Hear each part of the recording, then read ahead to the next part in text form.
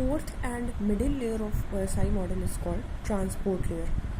Transport layer जैसा कि नाम से ही आपको समझ में आ रहा है, ट्रांसपोर्ट मीन्स ट्रांसमिशन, डेटा को एक सिस्टम से दूसरे सिस्टम पर लाना और ले जाना ट्रांसपोर्ट लेयर का काम होता है।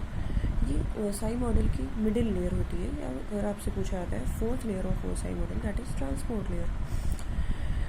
अब ऐसा नहीं है कि इसको अपर टू बॉटम या अपर टू ऊपर से नीचे नहीं काउंट करना है। काउंटिंग फिजिकल लेयर से ही होती है, that is physical layer first layer होती है, सेकंड डेटा लिंक, थर्ड आपकी नेटवर्क लेयर, देन आपकी फोर्थ होती है ट्रांसपोर्ट लेयर। तो ट्रांसपोर्ट लेयर क्या करती है? ये हायर लेयर्स मीन्स जो आपकी एप्लीकेशन प्रेजेंटेशन और सेशन लेयर्स के एप्लीकेशन सॉफ्टवेयर्स और लोअर लेयर के डेटा डिलीवरी फंक्शंस के जो ट्रांजिशन पॉइंट का काम करती है। मीन्स अपर लेयर के फंक्शंस या आप कह सकते हैं अपर लेयर के फीचर्स और लोअर लेयर के फीचर्स दोनों की तरह ही ये एक्ट करती है।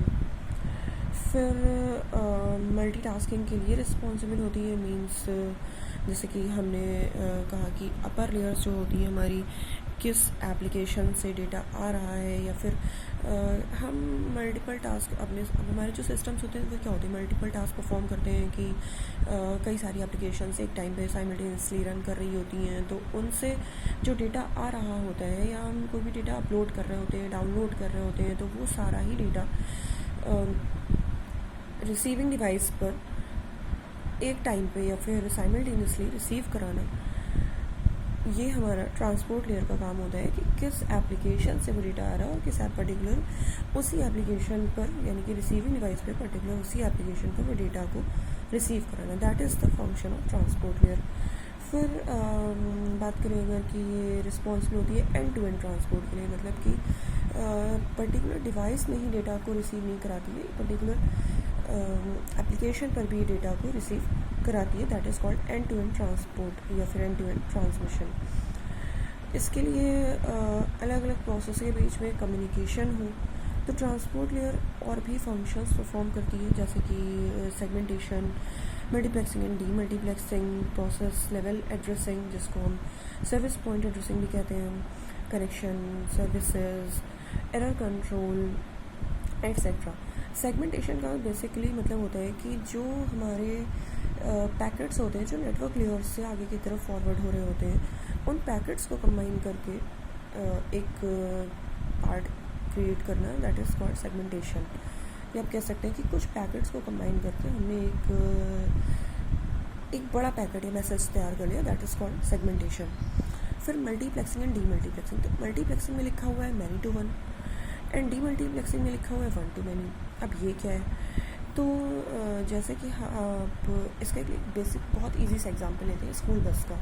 ठीक है, स्कूल बस क्या करती है, सुबह सुबह आती है और हर एक डेस्टिनेशन से या हर एक घर से बच्चों को कलेक्ट करती है और उनको बस में बैठा के एक सिंगल डेस्टिनेशन पर ड्रॉप करके आती है, यानी कि मैनी प्लेसेस से उसने स्टूडेंट्स को या चिल्ड्रंस को कलेक्ट किया और फिर एक सिंगल डेस्टिनेशन पर, यानी कि वन, जिसको कि यहाँ पे लिखा हुआ है मैनी टू वन, तो उस सिंगल डेस्टिनेशन पे ड्रॉप किया, that is many to one. और मल्टीप्लेक्सिंग सिमिलरली नेटवर्क पे भी होता है कि मतलब मैसेजेस को या फिर डेटा को अलग अलग प्लेसेस से कलेक्ट किया और एक सिंगल डिवाइस पे, एक सिंगल मशीन पे, सिंगल एप्लीकेशन पे रिसीव कराना, दैट इज़ मल्टीप्लेक्सिंग। इसी का उल्टा होता है डी मल्टीप्लेक्सिंग। अब शाम को क्या होता है, स्कूल ओवर होने के बाद में बस क्या करती है, सारे स्टूडेंट्स एक सिंगल डेस्टिनेशन यानी कि स्कूल से इकट्ठा होते हैं और एक बस में बैठ करके अलग अलग अपने अपने घरों में चले जाते हैं, that is called D multiplexing. Means data हमारा एक सिंगल प्लेस से कलेक्ट होता है और वो डिफरेंट एप्लीकेशन के लिए जिसके लिए भी वो सेंड किया गया होता है सेंडिंग डिवाइस से, उसे उस एप्लीकेशन में रिसीव हो जाता है।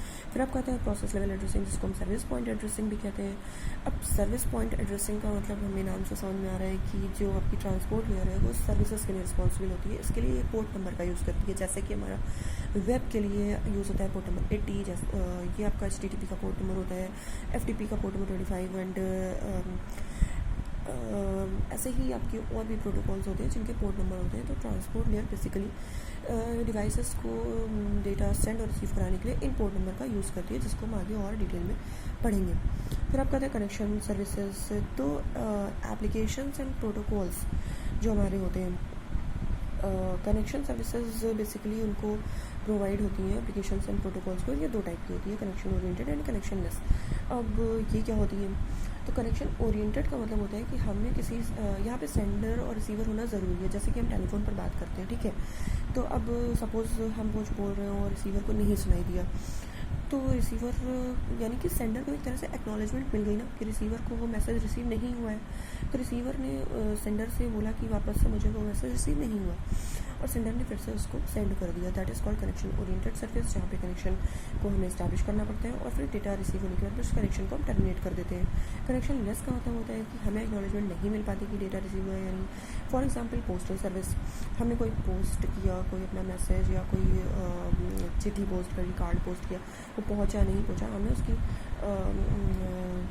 एक्नॉलेजमेंट नहीं मिल पाती। अब यहाँ पे आप कहेंगे कि स्पीड पोस्ट होता है, ये होता है, वो होता है, बट हम एक बेसिक पोस्ट सर्विस की बात कर रहे हैं जो कि जिसमें हमें एक्नॉलेजमेंट नहीं मिलती है, हमारा जो भी मैसेज है वो रिसीवर को रिसीव हुआ या नहीं, ठीक, इसे हम कहते हैं connection less service.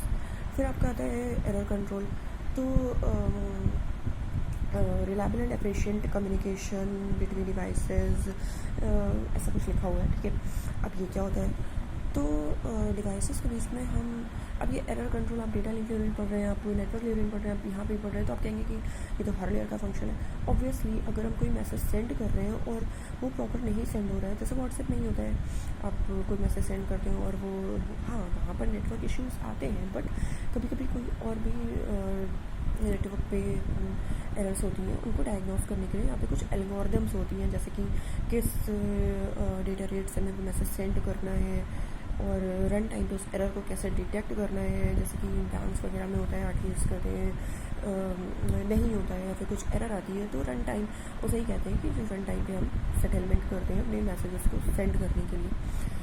Data send करने के रेट अलग अलग होते हैं, ये इन सब फीचर्स को ही ट्रांसपोर्ट लेयर डील करती है, और भी डिटेल में इसके फंक्शंस हैं जो आपको हम थ्योरी में प्रोवाइड करेंगे।